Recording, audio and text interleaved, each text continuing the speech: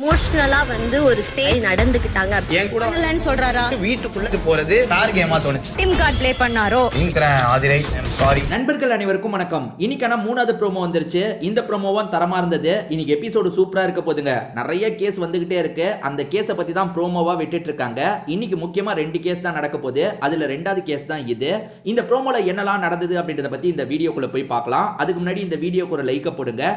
ரெக்வஸ்டா தான் இந்த விஷயத்தை கேட்கிறேன். நீங்க போடுற லைக் மூலியமா இந்த வீடியோ கொஞ்சம் பூஸ்ட் ஆகும், இன்னும் நிறைய பேர்கிட்ட போகும். அதனால லைக் பண்ணாம இருக்கீங்கன்னா லைக் போட்டு கண்டினியூ பண்ணுங்க. இன்னும் சப்ஸ்கிரைப் பண்ணாம இருக்கீங்கன்னா சப்ஸ்கிரைபும் பண்ணி வச்சுக்கோங்க. யார் யாருக்கான கேஸ்னு பாத்தீங்கன்னா, ஆதிரை வந்து எஃப்ஜே மேல போட்ட கேஸ். அது என்னன்னா, எமோஷனலா என்ன யூஸ் பண்ணி என்ன டேமேஜ் பண்ணிட்டான், என் பேரை டேமேஜ் பண்ணி அவன் மட்டும் நல்லா கேம் விளையாடிட்டான்றது தான் கேஸ். அது ரிலேட்டடா தான் இது நடந்துட்டு இருக்குன்னு வச்சுக்கோங்களேன். வடிவேல் காமெடியில வரும் பாத்தீங்களா, என்னென்னமோ பேசுவல இப்ப பேசுறான்ற மாதிரி அர்ஜுன் சொல்லியிருப்பாரு. வடிவேல் வந்து முடிச்சிட்டு இருப்பாரு. அந்த மாதிரி ஒரு பொசிஷன்ல தான் எஃப்ஜே இருக்கான். எஃப்ஜே கடைசியில வந்து மண்டி போட்டுட்டான்னு சொல்லுவாங்கல்ல, அந்த மாதிரி தான் மண்டி போட்டு மன்னிப்புலாம் கேட்டுட்டான். என்ன நடக்குது, இவங்க 2 பேருக்குள்ள என்ன நடக்குது அப்படின்றத பார்ப்போம். ஆதிரியோட லாயர் யாருன்னு பாத்தீங்கன்னா அரோராவா இருக்காங்க. அதே மாதிரி வந்து அந்த எஃப்ஜேவோட லாயர் யாருன்னு பாத்தீங்கன்னா விக்ரமா இருக்காரு. நிறைய பேர் விக்ரம சூஸ் பண்றாங்க, விக்ரம் நல்லா பண்றதா நினைக்கிறாங்க. அதனால எல்லாருமே விக்ரம லாயரா சூஸ் பண்ணிட்டு இருக்காங்க. பட் விக்ரம் சைடு இந்த வாட்டி பாயிண்ட் இல்ல பெருசா, அதனால அவரால் எதுவுமே பண்ண முடியலன்னு வச்சுக்கோங்களேன். முதல்ல அரோரா என்ன சொல்றாங்கன்னு பார்ப்போம். ஆதிரைக்காக பேசுற அரோரா என்ன சொல்றாங்க தெரியுமா, எமோஷனலா ஸ்பேஸ் கொடுத்து யூஸ் பண்ணி எமோஷனலா வீக் ஆயிட்டு அவன் போயிட்டான், தப்பு பண்ணியிருக்கான், என்னோட கட்சிக்காரரை அந்த மாதிரி வந்து அவன் கஷ்டப்படுத்தியிருக்கான் அப்படின்ற மாதிரி அரோரா சொல்றாங்க. அதுக்கு அவன் என்ன சொல்றான் பாத்தீங்கன்னா, இல்ல நான் வந்து அவங்க என் கூட நெருங்கி இருக்கிறதுனால அவங்களோட கேம் ஸ்பாயில் ஆகுது, அதனால தான் நான் வந்து அவங்கள மொத்தமா விலகி வச்சிட்டேன். அதாவது என் கூடிய இருக்கிறதுனால கேம் ஸ்பாயில் ஆகுது, அதனால தான் விலகி வச்சிட்டேன், விலகி போறதுக்கான விஷயத்த பண்ணேன்னு சொல்றான். அதாவது இவர் ரொம்ப நல்லவர் மாதிரியும் அவங்க கேம் ஸ்பாயில் ஆகக்கூடாதுன்ற நல்ல நோக்கத்தில் பண்ண மாதிரியும்லாம் இந்த எஃப்ஜே பைய உருட்டிட்டு இருக்கான். அதெல்லாம் ஒன்றும் கிடையாது. இவன் யூஸ் பண்ற அளவுக்கு யூஸ் பண்ணிட்டாங்க. 2 பேருமே ஜாலியா நிறைய லீலைகள்லாம் பண்ணிட்டாங்க.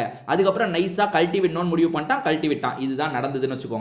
இப்ப ஆதிரை என்ன கேக்குறாங்கன்னா, சரிப்பா என் கூட நீ பழகுனல்ல பெருசா, அதாவது பழகுன டைம் என் கேம் நல்லா இருக்கணும்ன்றதுக்காக தானே கழட்டி விட்டதா சொல்ற, அதெல்லாம் விடு. என் மேல லவ் இருந்ததா இல்லையா, அதாவது பொதுவா இந்த அந்த க்ளோஸ்னஸ் இருந்ததா இல்லையான்ற மாதிரி கேக்குறாங்க. லவ் பண்றானா இல்லையான்றதா சொல்லுங்கன்ற மாதிரி கேக்குறாங்க. அவன் என்ன சொல்றான்னு பாத்தீங்கன்னா, வீட்டுக்குள்ள கேம் தான் பண்ணணும், வீட்டுக்குள்ளதான் கேம் மட்டும் தான் கான்சென்ட்ரேஷன் பண்ணணும், வெளியே போய் எமோஷனலா சில கான்டாக்ட்லாம் வச்சுக்கலான்ற ஒரு பிளான் இருந்ததுன்னு சொல்றான். அதாவது வெளியே போய் இதை கண்டினியூ பண்ணலாம், உள்ள கண்டினியூ பண்றது வேணான்னு நான் நினைச்சேன், அதனால தான் இப்படி பண்ணன்ற மாதிரிலாம் சொல்லிட்டு இருக்கான். ஸோ இங்கே வந்து ஆதிரை நிறைய கேள்வி கேட்குறாங்க. அது என்னன்னா, நீ நல்லா என் கூட பழகுன, திடீர்னு பழகுறத நிறுத்தின, அதே மாதிரி என்னை அவமானப்படுத்துற மாதிரிலாம் சில விஷயங்களை பண்ணியிருக்க. அது என்னன்னா, நான் தான் உன் பின்னாடி சுற்றி வந்த மாதிரியும் நீ வந்து பெருசாக விருப்பப்படாத மாதிரியும்லாம் நடிச்ச. ஒரு 10 நாள் என்கிட்ட நீ நல்லா க்ளோஸாக தான் இருந்த, 2 பேருமே க்ளோஸாக தான் இருந்தோம். ஆனால் கடைசி நேரத்தில் மட்டும் அப்படியே என்னமோ நான் தான் உன்னை டார்ச்சர் பண்ணுற மாதிரி வெளியே ப்ரொஜெக்ட் பண்ணிட்டேன்னு சொல்கிறாங்க. ஏன்னா வெளியே நம்மளுக்கு எப்படி தெரிஞ்சது, ஆதிரை எங்கே போனாலும் இவனை விட மாட்டாங்க, எஃப்ஜேவை படாத படுபடுத்துறாங்க, பொதுவாக பொண்ணு பின்னாடி பசங்க தான் சுற்றுவாங்க, இங்கே என்னடானா உல்டாவா நடக்குதுன்னு ஆதிரையை போட்டு பொழந்தோம் பார்த்தீங்களா, அதெல்லாம் ஆதிரை இந்த இடத்துல சொல்லிட்டு இருக்காங்க. அதாவது என்னை அவமானப்படுத்திட்டு அவனை நல்லவனா காமிச்சுக்கிட்டான், விக்டிம் கார்டு ப்ளே பண்ணிட்டான், ஸோ அதை சூப்பராக பண்ணான் அப்படின்ற மாதிரிலாம் சொல்கிறாங்க. ஸோ இப்போ என்ன வேணும், அதே மாதிரி உங்களுக்கு அதாவது எப்போவுமே ஒரு கேஸை கொண்டு வராங்கன்னா அதுலேருந்து என்ன சொல்யூஷன் வேணும்னு கேட்பாங்கல்ல, அந்த மாதிரி அங்கே இருக்க ஜட்ஜஸ் கேட்குறாங்க. ஜட்ஜஸாக யார் யார் இருக்கா, சுபிக்ஷா இருக்காங்க, அதே மாதிரி வந்து அமித் இருக்காரு. இவங்களை பொறுத்த வரைக்கும் எனக்கு நியாயம் வேணும் அப்படின்ற மாதிரிலாம் சொல்லிட்டு இருக்காங்க. நியாயம் வேணும், அவன் பண்ணது தப்புன்னு ஏற்றுக்கிட்டு என்கிட்ட மன்னிப்பு கேட்கணுன்ற மாதிரி ஆதிரி சொல்லிட்டு இருக்காங்க.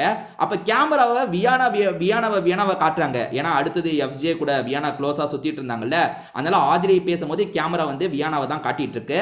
இதை தாண்டி விக்ரம் எஃப்ஜே சைடு ஏதாவது பேசலாம்னு நினைக்கிறாரு. ஆனால் பாயிண்ட் எதுவுமே இல்லை. ஏன்னா அவனே அப்ரூவர் ஆயிட்டானே, அவனே நான் தான் தப்பு பண்ணேன் அப்ரூவர் ஆயிட்டான், இவர் என்னத்தை பேசுறது, ஒன்றும் பேச முடியல. இருந்தாலுமே விக்ரம் சிலது ட்ரை பண்றாரு. அது என்னன்னா, அவனை பத்தி தான் உங்களுக்கு ஓரளவுக்கு தெரியுது இல்ல, அவன் இப்படி பண்றான், உங்களை எமோஷனலா வீக் ஆக்குறான், கேமை ஸ்பாயில் பண்றான், உங்க கேமை ஸ்பாயில் பண்றான்னு தெரியுது இல்ல, நீங்க ஏன் விலகல அப்படின்ற மாதிரிலாம் இவர் கேட்டுட்டு இருக்காரு. அதுக்குமே ஆதிரை ஏதோ பதில் சொல்லிட்டு இருக்காங்க. அதாவது குறுக்கு விசாரணை பண்ற மாதிரிலாம் விக்ரம் குறுக்கு விசாரணை பண்றாரு. அதுக்குமே ஆதிரை பதில்லாம் சொல்லிட்டு இருக்காங்க. ஸோ இந்த டைம்ல தான் ஜட்ஜஸ் வந்து நீங்க என்ன எதிர்பார்க்குறீங்க அப்படின்னு கேட்கும்போது, எனக்கு வந்து அந்த அவன் வந்து பண்ணது தப்புன்றதை ஏற்றுக்கணும், அதுதான் எனக்கு தேவைன்ற மாதிரி இவங்க சொல்கிறாங்க. உடனே எஃப்ஜே இருக்கான்ல சரண்டர் ஆகிட்டான். ஆமாம் ஆதிரை, நான் பண்ணது தப்பு தான், என்னை மன்னிச்சிருங்க, சாரின்ற மாதிரிலாம் இந்த இடத்துல கேட்டுட்டான். ஆக மொத்தத்தில் தப்பு பண்ணதையே இந்த இடத்துல நாய் ஒத்துக்குச்சு. இந்த நாய் ஒத்துக்காமல் இருந்ததுன்னு வச்சுக்கோங்களேன், இன்னும் அந்த பொண்ணு நிறைய பேசும், நம்ம தான் தேவையில்லாமல் எக்ஸ்போஸ் ஆகும், நம்ம பண்ண லீலெல்லாம் வெளியே வந்துரும்ன்றது இந்த எஃப்ஜேக்கு தெரியுது. ஏன்னா வந்து அவங்க அடுத்து என்ன தெரியுமா கேட்பாங்க, என்கிட்ட பண்ண கேமையே தான் வியானா கிட்ட பண்ணா, ஸோ இவன் எல்லார்கிட்டையும் இதை தான் பண்ணிட்டு இருக்கான்ற மாதிரிலாம் ஆதிரை பேசுவாங்கன்ற மாதிரி எஃப்ஜேக்கு கொஞ்சம் பயம் இருந்தது. ஏண்டா செகண்ட் ப்ரோமோல பார்வதி கிட்ட மட்டும் அவ்வளவு துள்ளிட்டு போன, அப்படிலாம் பேசின, ஏன் இங்க ஆதிரை கிட்ட பேச வேண்டியதானே? பேசினா மாட்டி போன்றது இவனுக்கு ஒரு பயம் இருக்குங்க. முடிஞ்ச அளவுக்கு சீக்கிரமா முடிச்சிடலாம். எனக்கு தெரிஞ்சு இந்த கேஸை பாருங்க, ஒரு 10 நிமிஷத்துலேயே இவன் அப்ரூவர் ஆகி வேணாம் நான் பண்ணது தப்பு தான் ஆதிரை சாரின்னு இவன் கேட்டிருப்பான் பாருங்களேன். 10 நிமிஷம் போயிருந்தாலே பெரிய விஷயங்க. ஏன்னா இதை வளர்க்கறது இவனுக்கு தான் பெருசா அடியா விடும். அவங்க இன்னும் பேசினாங்கன்னா இவனை பத்தின இதெல்லாம் வெளியே வரும்ல. ஏன்னா ஆதிரை பேர் ஏற்கனவே டேமேஜ் ஆயிடுச்சு, இவன் பேரை டேமேஜ் பண்றதுக்கு தான் வந்திருக்காங்க. அதை எப்படியாவது நம்ம காப்பாத்திக்கணும்ன்றதுக்காக தான் இப்படி பண்ண மாதிரி தெரியுது. இதை பத்தி உங்களோட கருத்து ஏதாவது இருந்தா கமெண்ட்ல சொல்லுங்க.